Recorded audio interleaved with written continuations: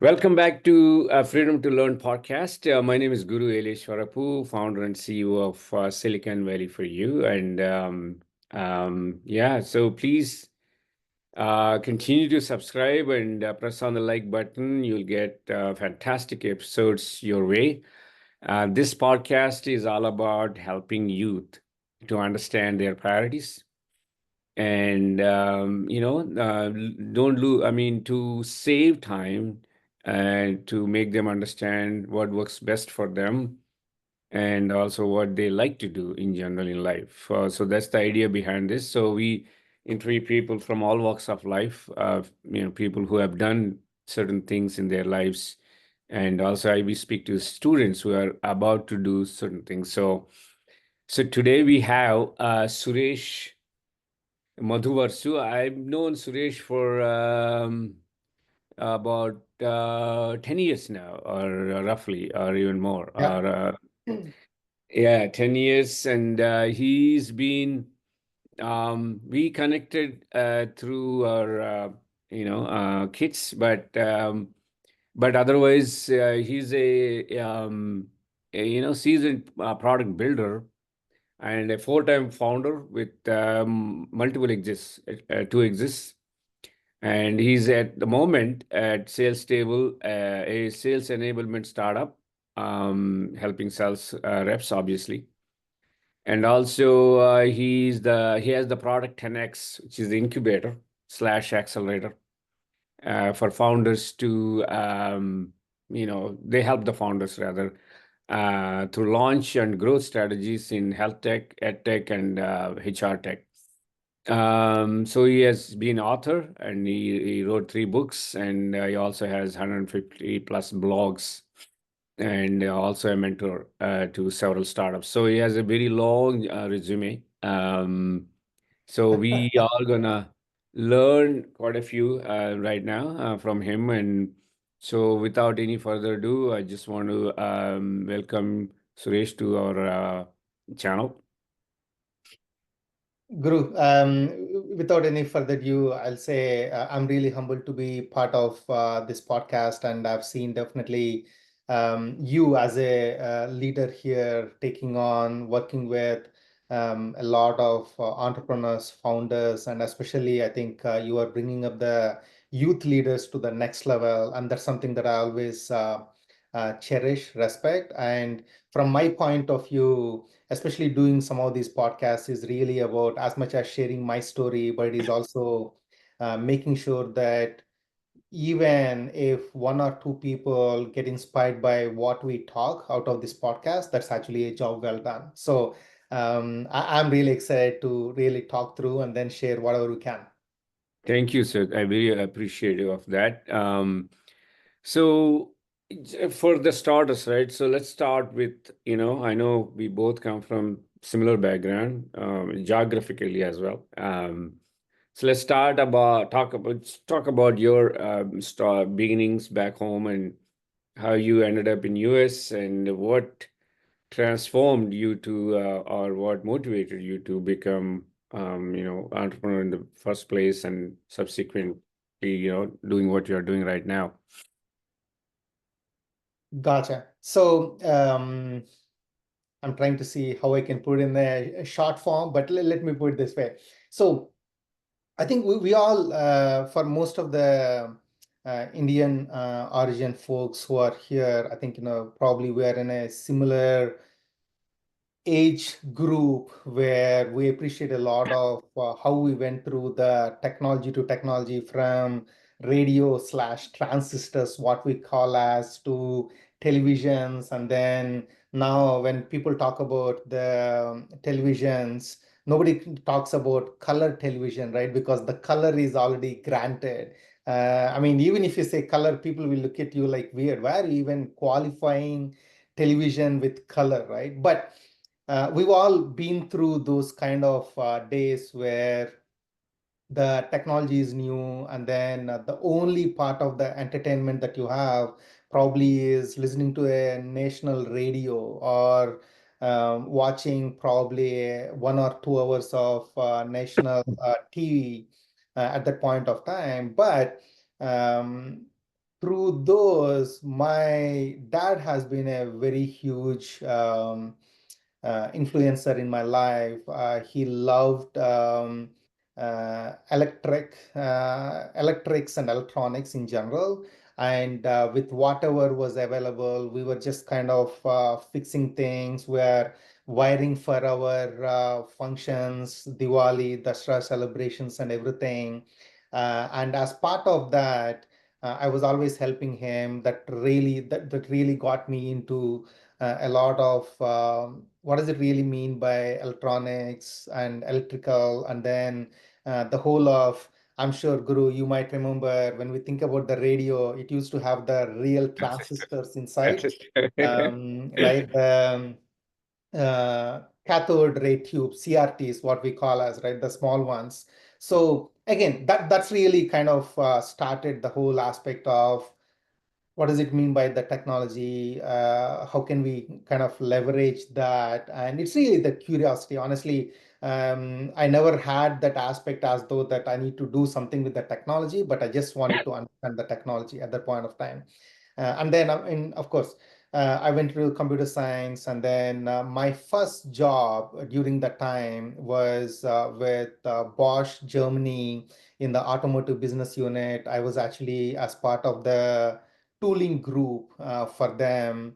I actually lived in Germany for about 6 years, by the way. So that actually gave me a lot of respect towards multicultural, multinational way of collaboration, because it is one thing to say everybody come to office, work, but then at that point of time, you won't believe we used to work with, of course, sitting in Germany, we used to work with India, Japan, Detroit, as well as France, just because those are the kind of customers that we were dealing with, right?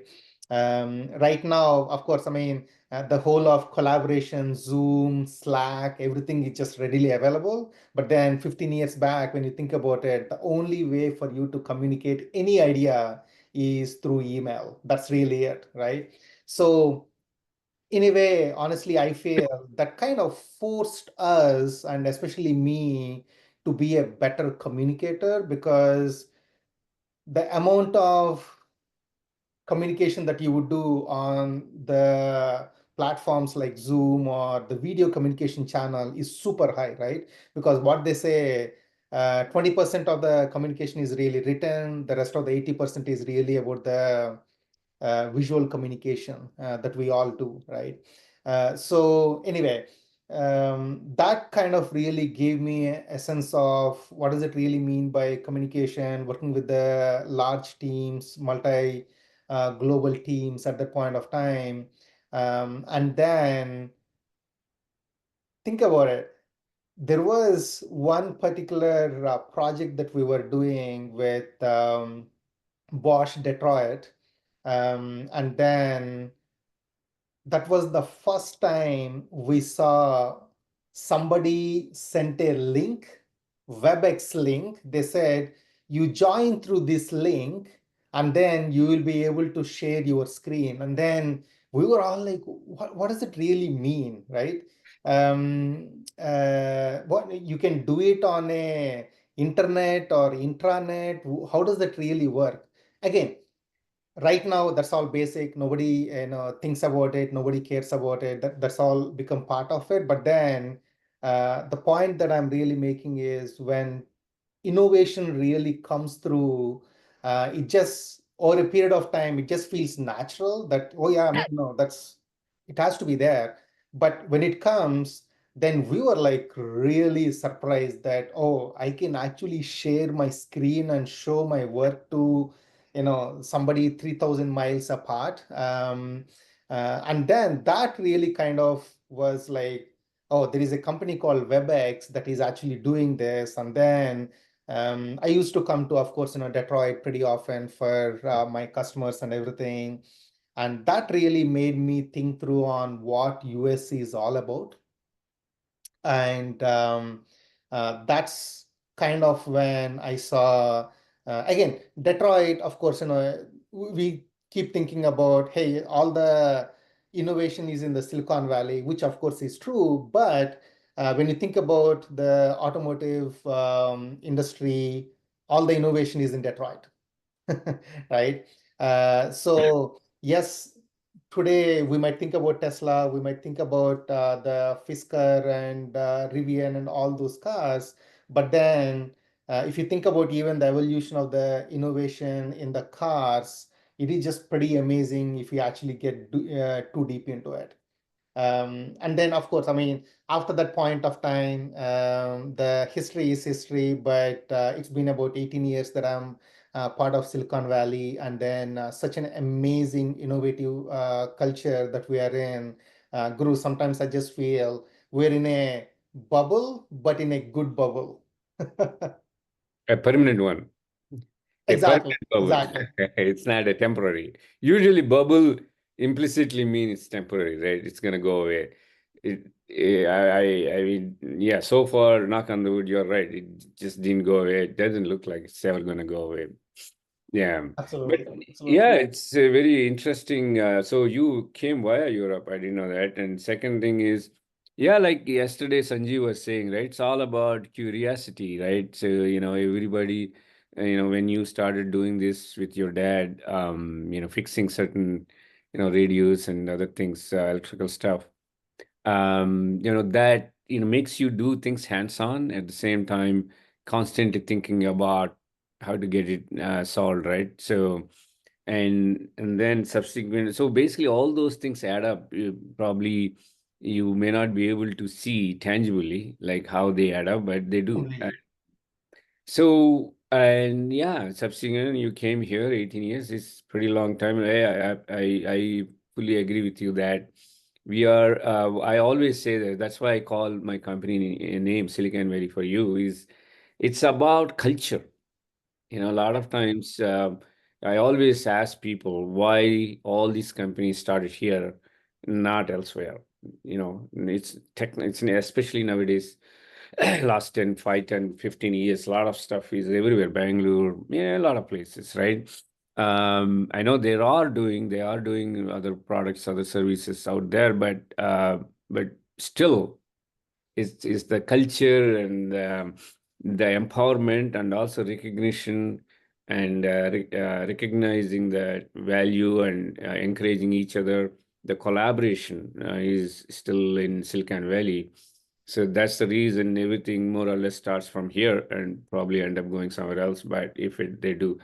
Um, so now, with your journey and everything, so, when you look at some of these folks, I am, you have kids and you're also dealing with kids in probably through your work. So what's your suggestion if somebody, is thinking about entrepreneurship or have this enthusiasm or zeal to do certain things? What's your recommendation for them to see things more clearer so that they end up not wasting so-called time and life while they are energetic? Not that we are not. I always think I'm very energetic. But hey, if you're in 20, between 21 and 30, that's the best time of any human being, right? How do you leverage that time to put yourself in a certain league that you belong to or you're supposed to be in it? So how do you tell these kids and how do you what tips you could potentially give them to start thinking on those lines at least? Yeah, there are a couple of stories probably I just want to share as part of your question, right? Probably, and then I'll get to answer your question. When I was almost about 22 or so, one of the opportunity was, of course, we were actually working with automotive.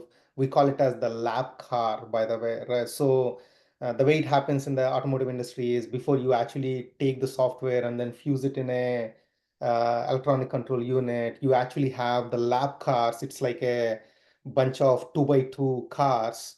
You actually fuse it, and then you can actually completely simulate everything that you would do in a car, right? So there was a specific opportunity that one of the customer, not to name them, said, "Hey, you know what? This is actually, there is a great, I mean, I was actually really, really good at the automotive tooling." And they basically said, "Hey, this is a service that you could actually provide to multiple companies, and you can make software tool out of it. And why don't you do a startup?" And the whole idea, for example, kind of really scared me, by the way, right? And I was like, oh, maybe, I'm just very young. I don't know if I'm prepared. I never did companies before. I don't think I can start a company right now.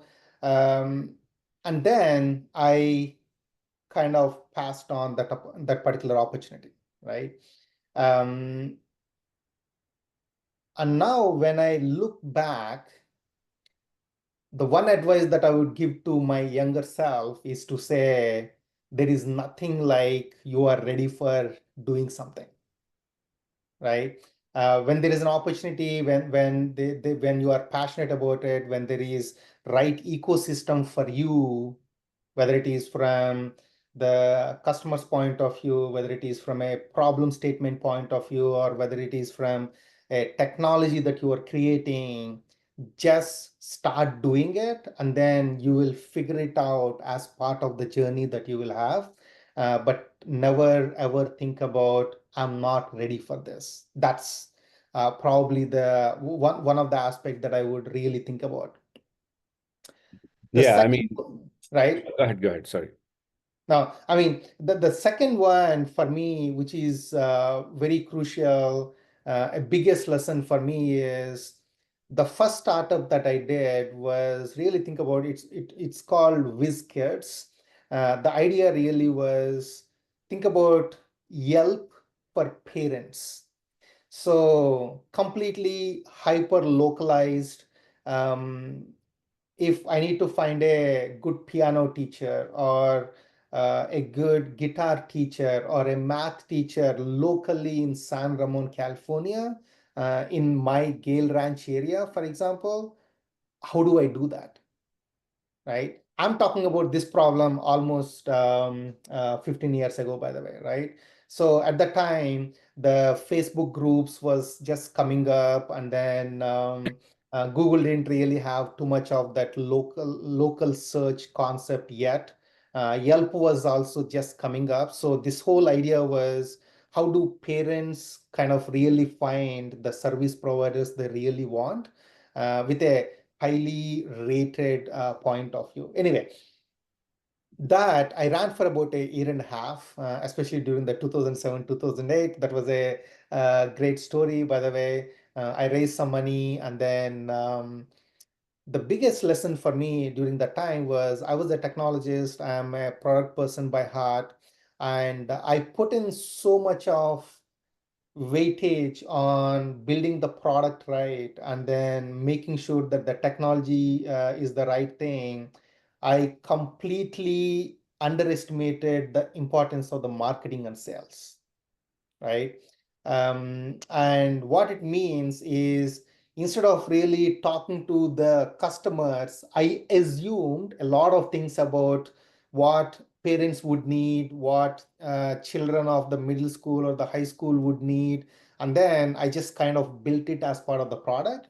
Um, it was pretty humiliating at the very least at that point of time, when the startup didn't really go anywhere after 2 years. But again, when I look back, there is so much of lessons to be learned over there, as to say, sometimes based on the background that we come from, we all have our own biases. I think, that we need to be really aware of. And that really brings in us to say, if I'm a technologist that is coming in and then doing a startup, make sure that you have a good understanding of the importance of marketing, sales, or have a co-founder who can really understand that marketing and sales function. The same thing is other way around. If you are a somebody coming from the business, the domain background, and then you want to start up, let's say, make sure that you have your co-founder or a partner at the very least who can understand the technology, who you can trust, because that's really the biggest factor, right? Because it is just a different thing to say, oh, I have a co-founder, but then the problem is if you don't trust your co-founder in whatever decisions that they're making, then again, we are just kind of, not in a great relationship. So that's really what it is, Guru. From my point of view, when I have to kind of, really give a very concise direction of what I would advise myself. It's really about be open to ideas, be willing to kind of, just jump in, run with the ideas, with the startups. That's number one. Number two, really have the set of the right ecosystem around you who can help, and then bring that right amount of skill set. Yeah. And so now, one other thing is, generally speaking, there are people that need certain priorities, right? When kids are coming out of all these different programs, especially colleges, and yeah, and some of them probably don't know all these things you just talked about. Probably, majority of them probably don't know.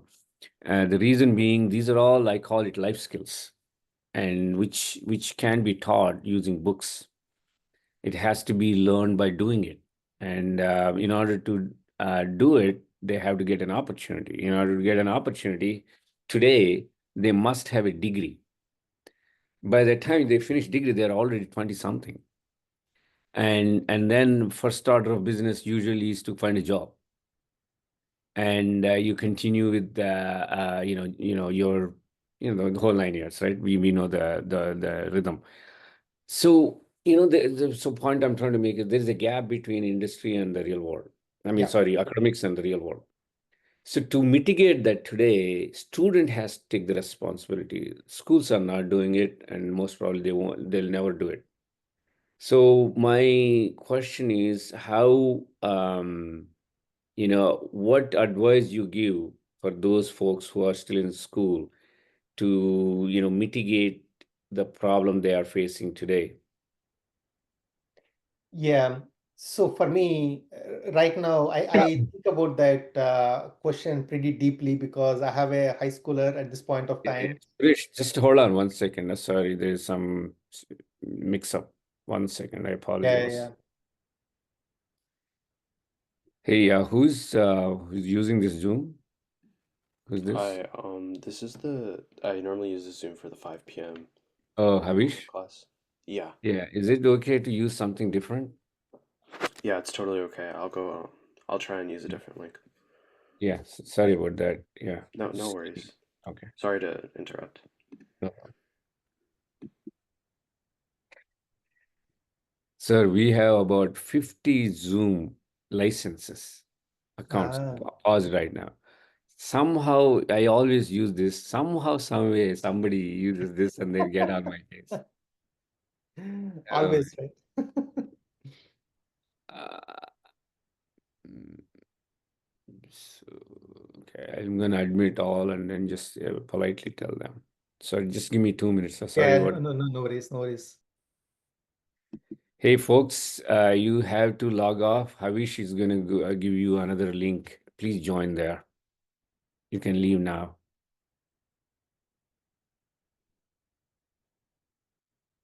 Hello.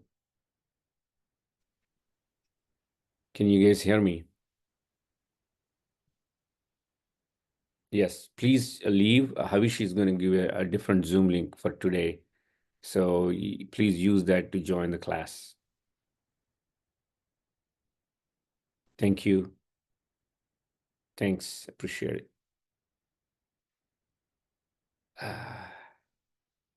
Yes, it's going to be on WhatsApp.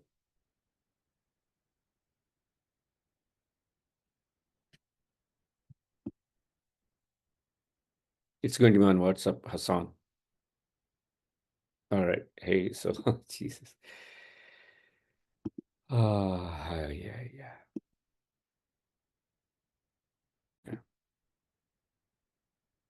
Okay, it looks like I didn't stop, so Emily's gonna edit All that good. out. Yeah, so yeah, go continue. Sorry about that.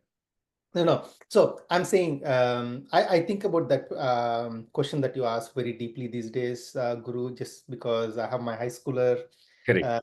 who is working through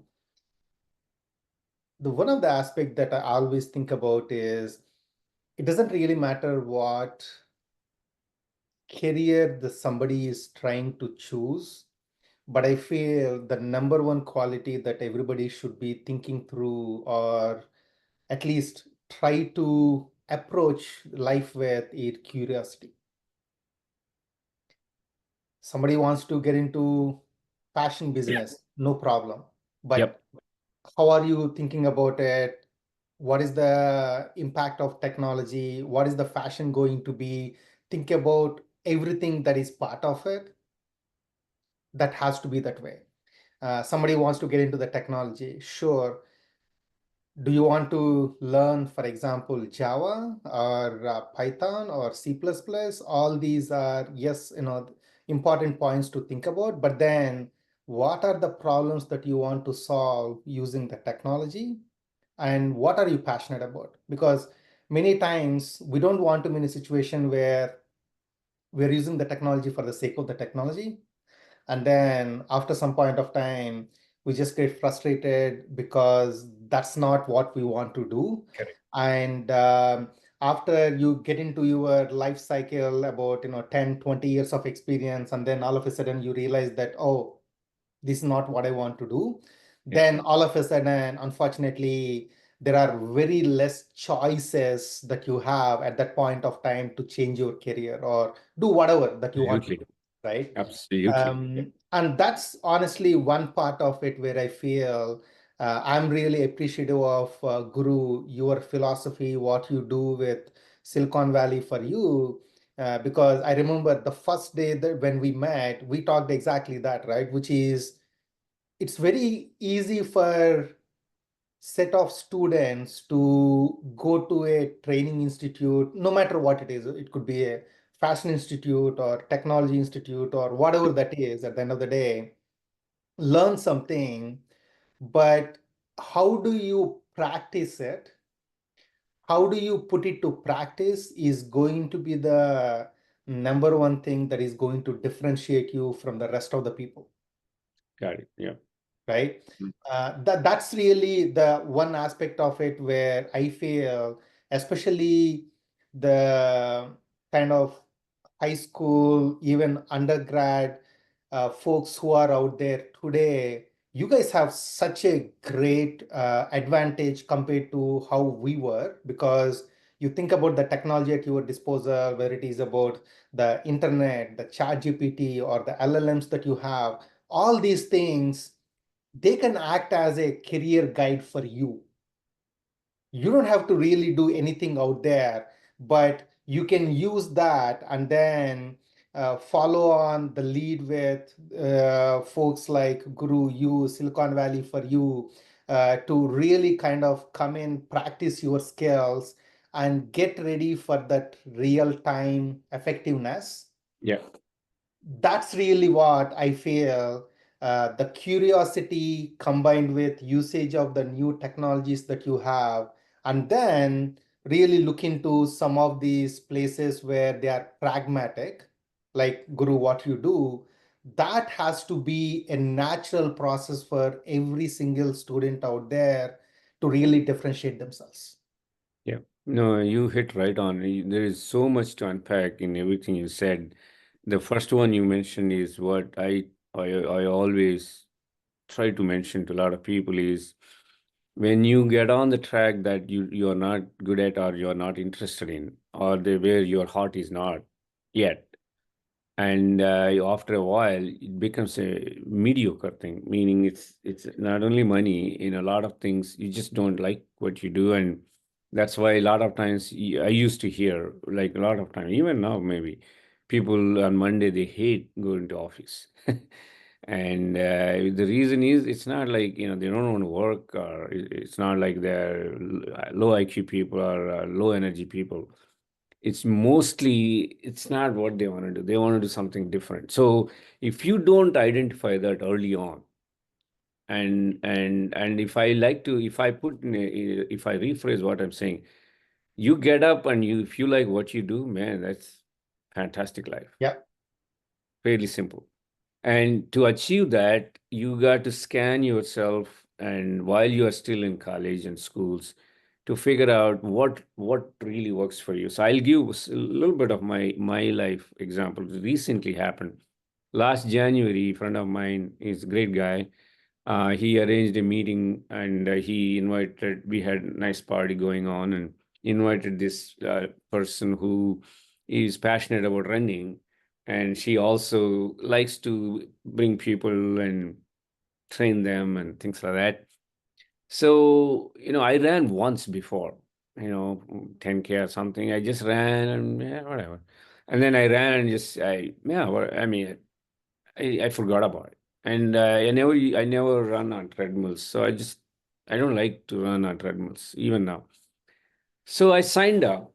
So point I'm trying to make is that, the curiosity you said, right? That is the same, when you were given an opportunity, give it a shot and see if it that's you. If it works, then it's fantastic. So in this particular case, I tried, and it just clicked. Um, and here we are. I did 4 half marathons right after that. Um, so um, I guess that's same thing. Like I think that's what you're alluding to, is to have that curiosity and figure out, okay, this is me. And I also give another example. For instance, let's say I did computer science. Doesn't mean that I'm going to be a developer. I did computer science. Doesn't I'm not doing development, but I'm with technology. But point I'm trying to make is that unfortunately, the school systems have certain thing called discipline, and you're part of the discipline for 4 years, 6 years, whatever. And then they tell them all that this is what you do, and this is what you must do. End of story.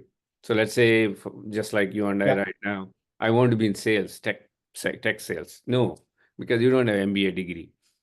you know, you don't have this degree. I mean, if you were to do all those degrees, you'll be 50 by the time you finish all the degrees. So I think, yeah. So, so now, with that, right, with that foundation of, them identifying, who they are and what works best for them. So other thing I want to emphasize on, which is the priorities, right? Um, we all want to make money. And Yeah. I think we are well trained to do that. Whole world is well trained. Amazing. Whatever started that, a fantastic job, right? Everybody on this planet wants to make a lot of money. There's no doubt about it. And so that's great. And while you are doing all that, you also have to pay attention to a lot of other things that makes you who you are, and more importantly, to last long, to enjoy that, the wealth you're gonna have. So, like priorities is understanding basic finance, knowing basic fitness, especially mental fitness. Lately, last 10 years or so, we hear quite a bit around us. And also, systems around us, social systems, legal systems. Yes, you are forced to learn, and all that. But social systems are, it's pretty, how do you say, it's very subjective, right? And so, having a sense of what that is going to define your life. Meaning, for instance, you make a lot of money, and we see a lot of incidents where the guy is fairly rich, and he's by himself, literally. And or he doesn't have any friends, or he doesn't have this, or blah blah, right? And I'm not saying the right or wrong. I mean, I'm not saying that's a negative thing. Maybe that's if they want to be, Yeah, learn, that's fantastic. So long story short, to have that balance, I think that's the key word. That's the word I was looking for. They have to have certain priorities according to their, needs and their requirements, according to their personality. How do you help these kids to set those priorities and practice those? The key thing is once you have a priority running, for instance, you want to be fit, you have to run. It's not like, oh, I run this next 2 months and stop. It doesn't work that way. You have to run for the rest of your life. Same thing with something else, meditation. You must meditate. That's another pet peeve I have. We know, all these programming languages. I did computer, but I didn't know. I still don't know very well how to do meditation. I wish I practiced ever since I was 10-year old, and now it would have been just like brushing, right? Um, I want us to help these young kids to figure that out and start doing every day, so that you become highly well balanced human being, along with everything else like money, wealth, whatever, houses, cars, yada yada. yeah. That's a great question, by the way, Guru, and a very tough um, to solve on a global level. Perfect to Right. balance. Yeah. But then the way I think about the question that you asked about is how do we make sure that our youth is able to thrive in what they want to do, yet maintain their balance in terms of enjoying their life, being healthy, being kind of Well-being. Yeah. family friendly and friendly, having that social angle and everything. So the way I really think about that is I feel no matter who they are, everybody should have a social support network. Yep. Doesn't really matter who that is, right? 100%. Yep. And then when I say social support network, I somehow do not like the aspect of saying, oh, you know what, I have this particular role model, and then he or she is the only one that I'm going to follow. And unfortunately, the reason why I say, and I am a very strong believer in that, not to follow one person is because every one of us have strengths in something, and then we are also learning in the other parts of the life, right? Absolutely. So if that is the case, then the support system that I'm talking about is somebody where somebody is a really good at, let's say, technology. Somebody is really good at mental health. Somebody is really good at physical fitness. Somebody is really a career coach, let's say. The reason why I'm saying that is we cannot really expect everything from one person. Correct. And unfortunately, that only leads to a lot of disappointment or bad advice that you will have, which you Yep. will realize after a couple of years. And then unfortunately, you can't track back. But instead, it could be your family, it could be your friends, it could be your friends' parents, doesn't really matter who that is. It could be your teachers at the end of the day, but pick somebody who is advising you and at the same time who is there as an accountability coach for you. Yep. So what that really does is, let's just say, Guru, you mentioned something like somebody doing meditation. If the idea is I go to, let's say I'm going through Instagram and then somebody says, oh, the meditation is such a great thing. I mean, you will have the focus, this, that, and then I'm impressed. And then I say, okay, you know what? Today I'm going to do meditation. Today I do for half an hour. Tomorrow I do for half an hour. And then something happens the day after, and then that comes down. But let's say if I have, let's say you, Guru, saying, hey, you know what? I know meditation. Suresh, how is meditation going, right? 1 week I can probably bluff you. Second week I can lie to you. Third week I can't. right? So Yeah. there is that social pressure that we kind of Absolutely. bring in over there in a good Correct. way, right? I mean, it's nothing to say shame anyone or anything like that, but it is really like, hey, you know what, that is good for you. I'm here as a advisor, coach to you. How is it going? Yeah.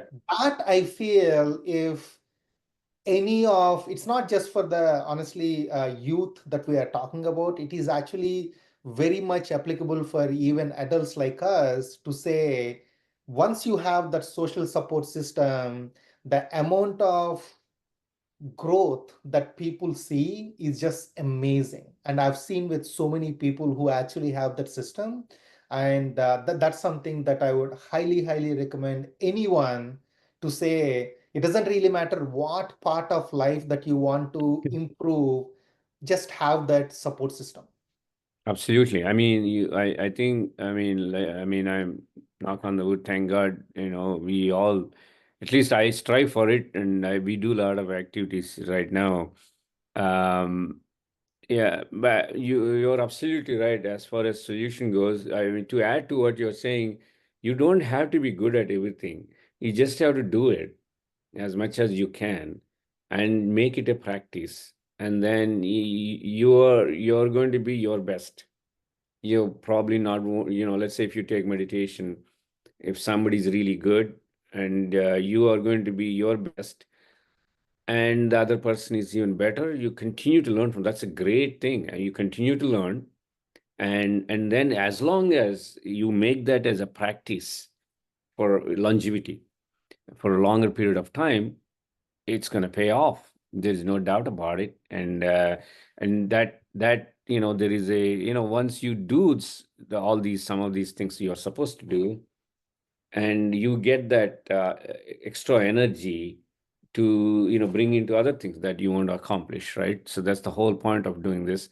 But but I guess where I'm going with all this is, you identify somebody as a mentor to follow, to learn, or learn or follow to do certain things, and those things you just have to do it. I always mention that, for instance, take running. Yeah.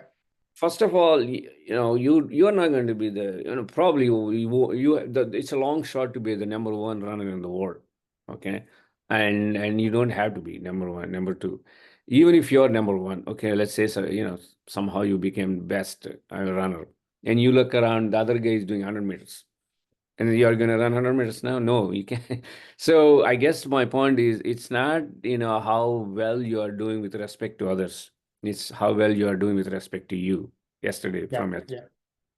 And but the key thing is, having, I can speak for myself, in the at least the way I got trained, coming from similar background in India and everything. I got trained is just go all out, do everything, and make, you run the companies, you build a company, and that's going to make a lot of money. And something great happens after that. Right? What happens? Let's say I make $100 million. What happens? Oh, you can buy that house, this, yeah, all that is great. Then what happens? I don't think anybody defines after that. I think the assumption is after that it's like hunky dory, which could be true. I'm not going to sit here and say don't make money, but we all here to make money. Do it, but at what cost? And if you can balance that, if you understand the cost, and if you get that balance and you enjoy the process of making that money, that's the fantastic thing. Then when you reach the money, whatever the target you have, money or whatever that target you had, once you reach, and if you enjoy the process, then you will be in a position to enjoy the whole thing, and you don't regret something that you missed out on. And the reason I want to bring that to this podcast is I do see a lot of people, we all do see a lot of people, and then they always say, I wish I did this, or I wish I took care of that, right? So before it becomes too late, for young folks, if they can learn from these guys and say, oh, you know what, I'm going to make this as a priority. I'm going to do this every day. And I try to understand this every day. I try to read this every day. And then once, as you do it, and then you don't fall into the same traps others would have fell into. So, I mean, this is going to be my last question for this podcast. Um, once, now that, hey, the world is moving interestingly fast, and with this, see, we have seen this word. What is it? We use cloud. I think prior to that, internet. Okay, in my opinion, internet, cloud, some big data. These are all small, uh, you know, you know, the like, what do you call that?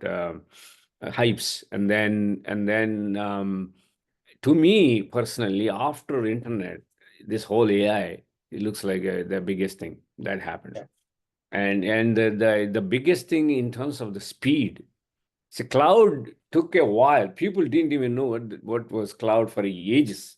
And then finally you understood. Now you have a lot of cloud products are there. It's happening. It's all good. I mean, didn't change anything. And big data, something, blah, blah, all that. But now this AI is changing lives, changing everything. So I know you are in thick of the things, and you're looking at companies that are building solutions around AI.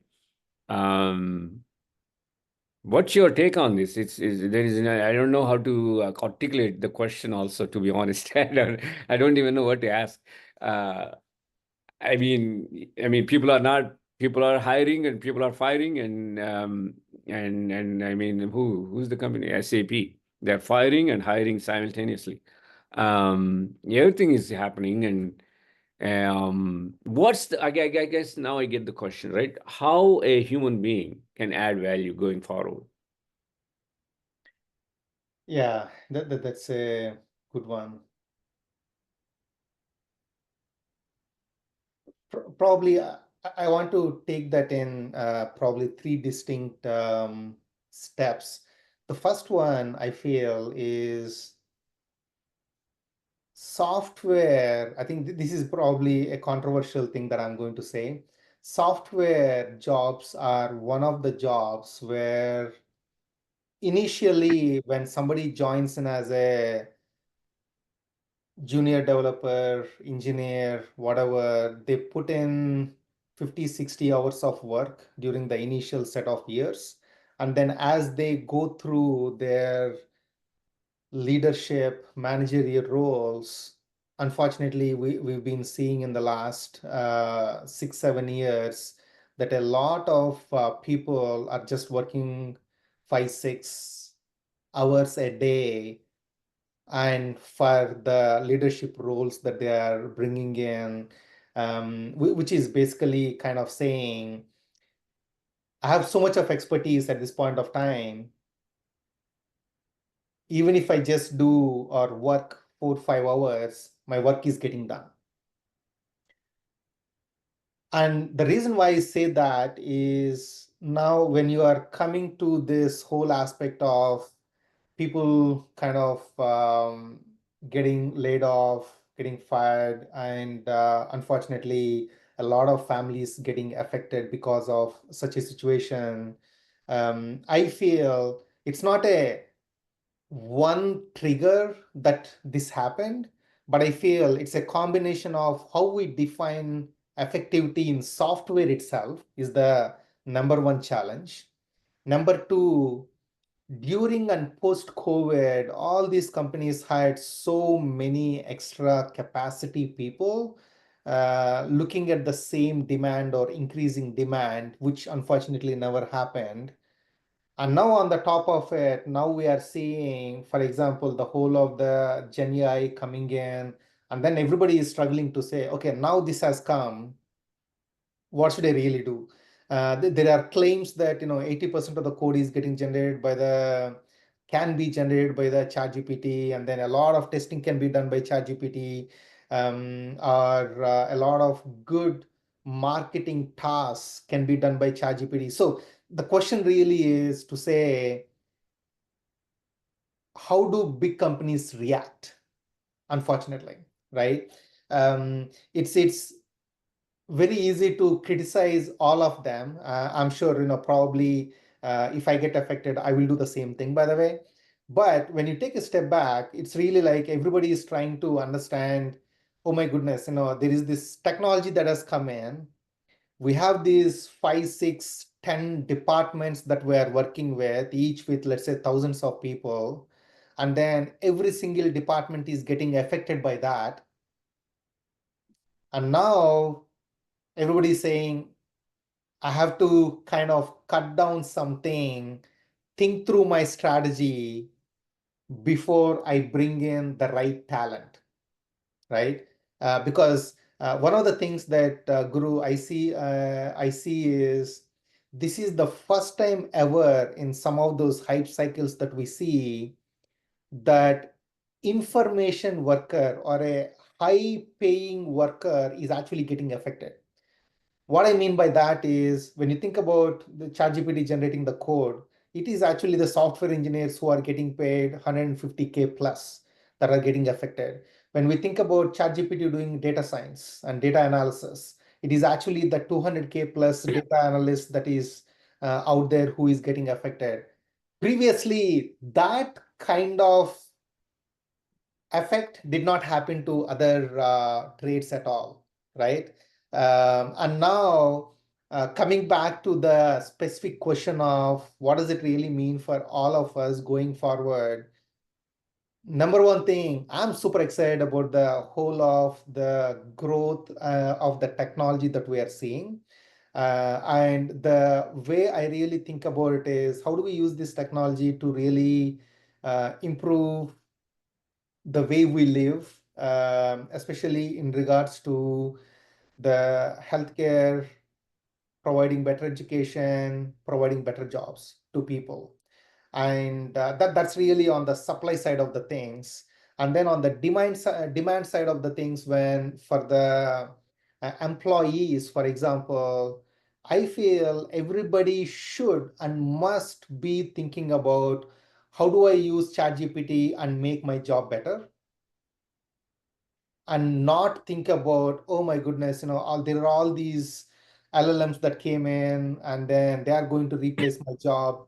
That's not the way to think. It is really about using the technology and then make your job much better, 10 times better, so that you are the one who is actually doing the effective job compared to the people who probably left out because they didn't believe in this technology or they didn't believe in this the power of AI at this point of time. So net, I really feel there is so much of potential that we can leverage with the current advancement of the GPTs, and then especially thanks to NVIDIA, I would actually say, if not for those kind of that chip technology that we have, GPUs. Yeah, I don't think we would ever be in this place. So absolutely. that's really where I would really think of the future of work, and then for the youth to really think about never ever think about this technology to be competing with you, but it's really about using the technology to grow yourself. Yeah, I think, yeah. So I guess in that case, what you're saying is that, just like the evolution, right? Back in our days when we had transistors. So we used to do math on the paper or, on the slate. And then calculators came. And then, people started using calculators. And then came computers. And then we used computers. And now internet. And then so, but still, we still existed. We didn't die. Okay, computers didn't take over the world, and we just got sidelined. And they were doing efficient work.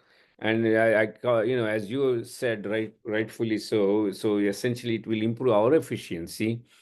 And but slow, as they evolve, as you figure it out, your value also goes up. You figure out your value proposition, meaning what value you are going to bring on top of chat gpt today, right? And whatever the llms we are going to have in the future, you are going to add your thing on top of it, to make yourself a lot more useful to the world, or resourceful rather. So I think that adjustment during the transition period, these things are going to happen. Somebody who were doing what ChatGPT is going to do is going to be impacted, but they have to quickly turn around and say, okay, you know what? This is what I'm going to do. I'm going to use ChatGPT and produce the code, but I'm going to do something that's useful for the, product or the company. It's like back in the day, another analogy I give for where we come from. I remember when autos were introduced, all these, rickshaw pullers, like they're all going to be out of business. They're going to be wiped out and they're going to die and, all kinds of, they're fine. And, I think they moved on to autos, I guess. And somehow I think we, as a human being, we have the ability to survive instinct, and then we'll figure it out. Yeah, AI is a good thing. Yes, it is also a bad thing. There's no doubt about it. There is a lot of bad elements. Hopefully, we don't focus as a, the world doesn't focus too much on that side and more on the positive side. As you said, it's pretty exciting time to utilize these tools. And like you said, it will bring down your workload. Same here. I get done very quickly. And then boom. And then sometimes I wonder, I mean, hey, what happened? So I'm done Yeah, for the day. Where do I go now? So, but yes, but it's going to be, interesting ride and see how it goes. And so with that, I really want to thank you, Suresh, and I really appreciate, and hopefully our followers and audiences can learn from this. But let's do another one where we focus purely on some of the incubation accelerator work you are doing, how that can potentially help with anybody, including youth. absolutely. So that's like more like a sequel to this. Um, so I just wanted to, on behalf of everybody, I wanted to thank you, and I look forward to speaking to you again. Absolutely. Guru, likewise, I have a lot of respect for what you do, and especially youth has such a huge role in taking that leadership and then getting to the next level. I'm really help you, the team of Silicon Valley for you, and especially all the young entrepreneurs that are coming out there. I think we should always be very cognizant of their leadership and really helping them to be successful. So thanks a lot for providing me this opportunity to really share all what I have gone through, and then hope that helps. Absolutely, my pleasure. And like I said, we'll do very soon, maybe early Absolutely. I'm happy for 2025. that. Yeah, and I think hopefully the people start absorbing this content. Trust me, these are not going to be taught in books, and at least they get the pointers to start looking into. And if they do, they're going to be in the better world, and they themselves become better version of themselves. Thanks, Suresh, and I'll talk to you soon. Absolutely. Thank you, Guru.